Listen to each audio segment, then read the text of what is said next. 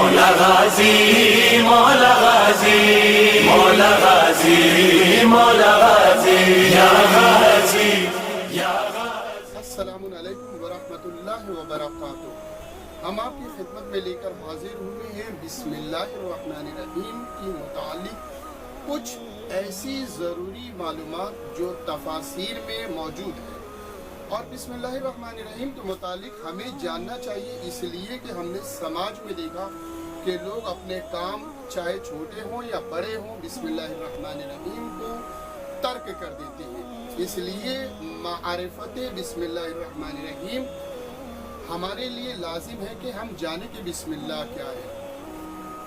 بسم اللہ الرحمن الرحیم کے متعلق امام جعفر صادق علیہ السلام ارشاد فرماتے ہیں کہ بسم اللہ الرحمن الرحیم وہ آیت ہے کہ اللہ کے نزدیک سب سے معزز ترین آیت جسے کہا گیا ہے وہ بسم اللہ الرحمن الرحیم ہے۔ اور یہ بسم اللہ الرحمن الرحیم کے متعلق ہے کہ آسمان کی جتنی بھی صحیفے نازل ہوئے ہیں اس کا سرنامہ جسے کلام قرار دیا وہ بسم اللہ الرحمن الرحیم ہے۔ اور یہی بسم اللہ ہے کہ سورہ الحمد مکمل 7 آیتیں ہوتا نہیں جب تک بسم اللہ الرحمن الرحیم کی تلاوت نہ کی جائے، یعنی بسم اللہ الرحمن الرحیم کے بغیر الحمد ادھورا ہے۔ اور اس کے بعد یہ بسم اللہ الرحمن الرحیم یہ وہ آیت ہے کہ جس کے ذریعے پتہ چلتا ہے کہ ایک سورہ ختم ہوئی اور اس کے بعد دوسری سورہ شروع ہوئی۔ یعنی جب قرآن مجید کو آپ دیکھیں تو بسم اللہ الرحمن الرحیم جب شروع ہو تو یعنی ایک سورہ شروع ہوئی اور دوسری سورہ ختم ہوئی جب بسم اللہ شروع ہوا۔ لہٰذا اس لیے ہمارے لیے ضروری ہے، اور ائمہ نے اور اس چیز کی طرف اتنا زور دیا ہے کہ اپنے ہر کام میں بسم اللہ الرحمن الرحیم کہو۔ اسی لیے امام نے فرمایا کہ جو کام چاہے چھوٹا ہو یا بڑا ہو اگر بسم اللہ الرحمن الرحیم کے بغیر ہو تو وہ ابتر ہے۔ یعنی جب کوئی شخص کوئی کام کو کوئی فعل بجا لاتا ہے یا چھوٹا ہو یا بڑا ہو اور بسم اللہ الرحمن الرحیم کہنا ترک کر دیتا ہے تو سمجھ لیجئے کہ اس کا کام ادھورا رہتا ہے، یعنی ابتر۔ ایک شخص نے میرے امام مولا علی علیہ السلام سے فرمایا کہ مولا یہ بتائیے کہ بسم اللہ الرحمن الرحیم کی تفسیر بتائیے۔ تو مولا نے فرمایا، مولا حضرت علی بن ابی طالب علیہ السلام ارشاد فرماتے ہیں کہ بسم اللہ الرحمن الرحیم یعنی شروع کرتا ہوں اللہ کے نام سے جو بڑا رحمان الرحیم ہے۔ سائل نے سوال کیا، مولا لفظ اللہ کیا ہے؟ یہ جو اللہ کیا ہے؟ میرے مولا نے ارشاد فرمایا کہ اللہ وہ بزرگ نام ہے، یعنی اللہ کے 99 ناموں میں سے لفظ اللہ ایک ایسا نام ہے جو سب سے قریب ترین، اور یہ وہ اسم ہے کہ جو ہر کسی کے لیے سزاوار نہیں، یعنی کسی کا بھی نام لفظ اللہ یعنی کسی کا نام اللہ نہیں اس کائنات میں۔ اور اللہ کے معنی پھر کسی نے کہا مولا یہ بتائیے کہ میں اللہ کیا چیز سمجھوں، کیسے سمجھوں اللہ؟ تو میں آپ کو وہ واقعہ بتا دوں کہ ایک سائل نے امام جعفر صادق علیہ السلام سے فرمایا کہ میں اللہ کو نہیں مانتا، آپ کیسے مجھے بتائیں گے کہ اللہ ہے؟ تو امام نے فرمایا کہ تو کبھی کشتی کا سفر کیا؟ اس نے کہا ہاں میں نے کیا ہے۔ کہا کبھی ایسا بھی ہوا ہے کہ تیری کشتی مجدار میں پھنس گئی ہو اور اس کے بعد تیری کشتی ٹوٹ گئی ہو اور ایک پٹرے پہ بیٹھا ہو اور اس کے بعد یعنی تیری تمام امیدیں ٹوٹ چکی ہوں، یعنی زندگی کی کوئی راہ دکھائی نہ دے رہی ہوں؟ کہا ہاں میرا ایسا بھی واسطہ ہوا ہے۔ تو کہا اس وقت تیرے دل میں کیسا خیال آیا؟ وہ کہتا ہے میرے دل میں بھی ایک امید کی کرن تھی کہ کوئی ایسی ذات ہے، کوئی ایسی ذات ہے، یعنی نہ جانے میرے دل میں کیسا محسوس ہو رہا تھا کہ کوئی ہے جو مجھے بچا لے گا۔ بس امام جعفر صادق علیہ السلام نے فرمایا کہ اس وقت جس کے اوپر تیرا دھیان گیا، جس کی طرف تو رجوع ہوا تھا، اس ذات کا نام اللہ ہے۔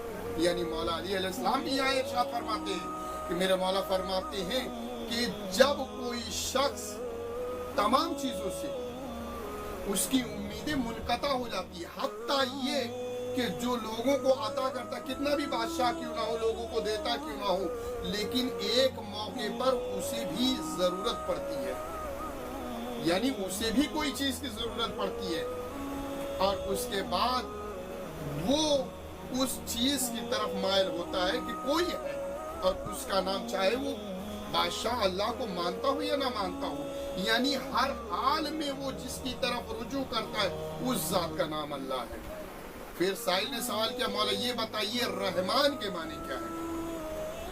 ये जो बिस्मिल्लाहिर्रहमानिर्रहीम में, तो मौला ने फरमाया कि रहमान से मुराद ये है कि अल्लाह इस दुनिया के अंदर हर एक शख्स पे रहम करता है, चाहे उसे मानता हो या ना मानता हो। यहाँ तक कि जो अल्लाह का मुनकिर भी है, काफिर भी है, यानी मुशरिक भी है, तो भी अल्लाह अपनी उस पे रहमत नाजिल करता है। यानी बारिश हुई, उसकी मिसाल दीजिए कि बारिश, सूरज की शुआएं, यानी हर चीज अल्लाह। लेकिन फिर साहिल ने कहा, मौला ये बताइए, ये तो समझ गया, लेकिन ये रहीम कहा ये वो मोमिनीन के लिए है जो दुनिया में भी और आखिरत में भी।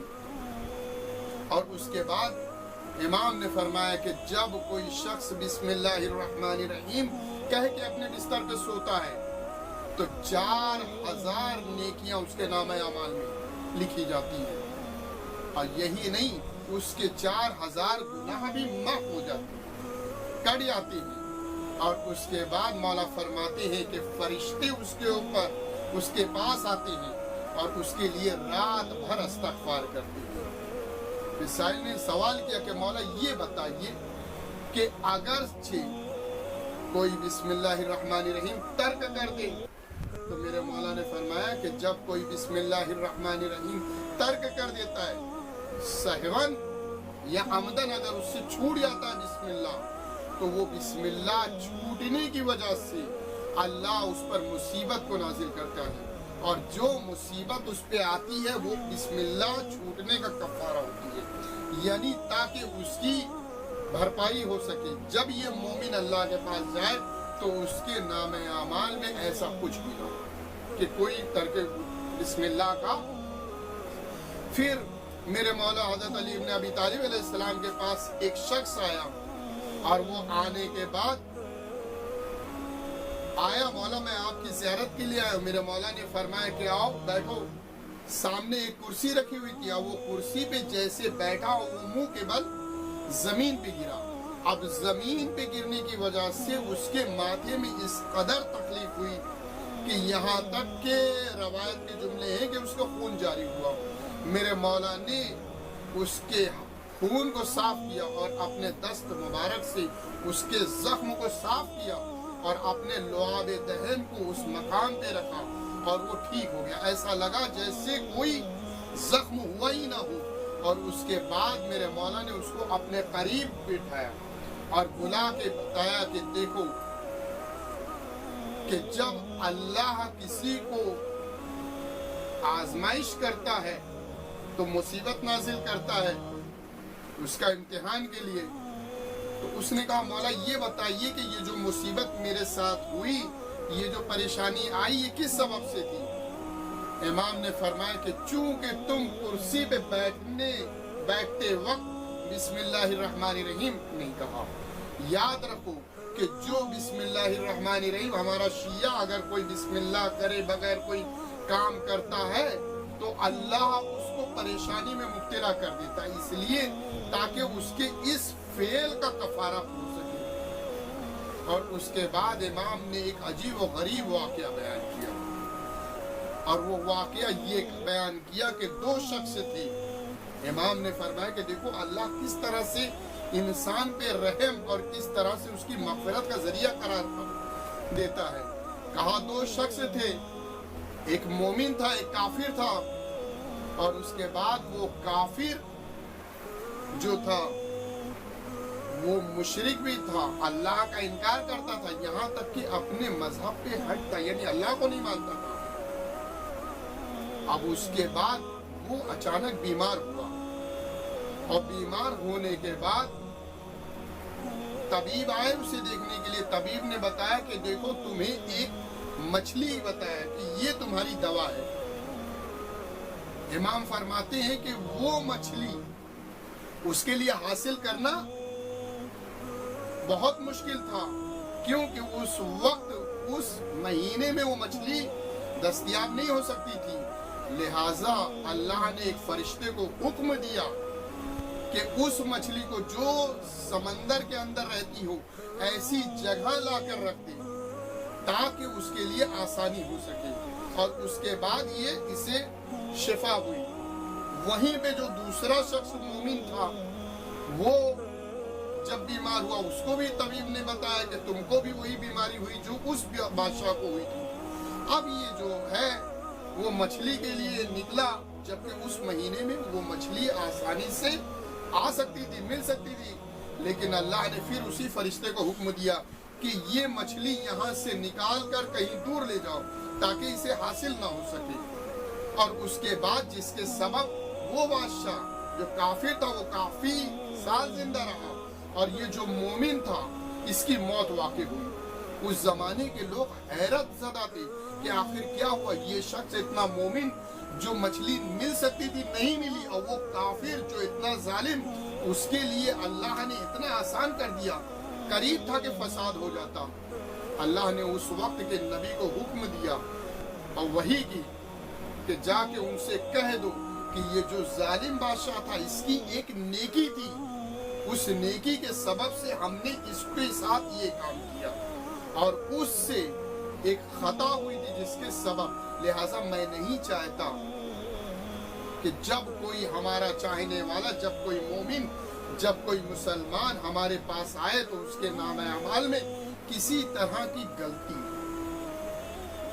लिहाजा इस वजह से इसीलिए मेरे मौला ने फरमाया कि देखो बिस्मिल्लाहिर्रहमानिर्रहीम को कभी तर्क ना करो, कि जब कोई बिस्मिल्लाहिर्रहमानिर्रहीम तर्क करता है तो उसके एवज में अल्लाह उस पर मुसीबत नाज़िल। यही बिस्मिल्लाहिर्रहमानिर्रहीम है कि जब जनाब सुलेमान पैगंबर ने जनाब बिल्कीस को जो खत लिखा तो उसमें सरनामा करार दिया बिस्मिल्लाहिर्रहमानिर्रहीम। और उसके बाद जब जनाब बिल्कीस ने इस तहरीर को देखा तो लोगों से कहा, अपने लोगों से, कि मेरे पास एक बुजुर्ग तरीन खत आया है। और उसके बाद बिस्मिल्लाहिर्रहमानिर्रहीम की फजीलत इस कदर है। और यही एक नाम है कि रवायत में है कि जब जनाब यूसुफ अलैहिस्सलाम को मिस्र के अंदर जब आप गए हैं तो एक तराजू पे जनाब यूसुफ बैठे हुए हैं, दूसरी तरफ वो जो जनाब यूसुफ को खरीदने वाले, लेकिन उसमें अजीज मिस्र जब अपने पूरे खजाने को रख चुका और वो पलड़ा जिसके ऊपर जनाब यूसुफ थे वो जुम्बिश भी नहीं किया, तो जनाब यूसुफ पैगंबर ने जब उसके चेहरे को देखा कि मायूसी, हिरासा, तो उन्होंने कहा कि एक काम करो, मेरे लिए कागज और कलम लाओ। और कागज और कलम लाने के बाद यही वो तहरीर थी बिस्मिल्लाहिर्रहमानिर्रहीम। और उसके बाद ये अपने खजाने हटा दो कहा। और उस खजाने को हटाने के बाद जनाब यूसुफ जैसे पैगंबर बिस्मिल्लाहिर्रहमानिर्रहीम लिखने के बाद कहते हैं कि तराजू के दूसरे पल्ले पे ये आयत को, अब वो आयत को रखना था, यानी वो तहरीर रखी, यहाँ जनाब यूसुफ का पल्ला जिस पे बैठे थे वो ऊंचा हुआ, यानी ये है फजीलत। यहाँ तक के रवायत के जुमले हैं कि जब कोई शख्स खुलूस से बिस्मिल्लाहिर्रहमानिर्रहीम कहता है तो अल्लाह कहता है कि मैंने इसको जमीन और आसमान की तमाम बलाओं से इसको महफूज कर लिया और इसने मुझे दलील बनाया है और इसने मेरा इकरार किया है, लिहाजा मुझ पे लाजिम है कि मैं इसकी मदद करूं।